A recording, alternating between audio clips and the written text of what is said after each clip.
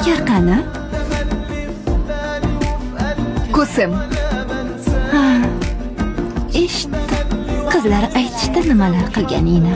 Yo'qligimdan foydalanibsan-da. Lekin endi qaytdim. Shu yerdaman. Shahzodam baxti bilan, barakasi bilan tug'iladi nasib bo'lsa. Men esa bosh malika bo'laman, hukmdorning asosiy xotini. Nima qilsang qil xonim. Bitta emas 10 o'g'il tug'maysanmi? Hukmdorimizning qalbida faqat men borman. Men uning sevimli ayoliman. Buni hech kim o'zgartira olmaydi.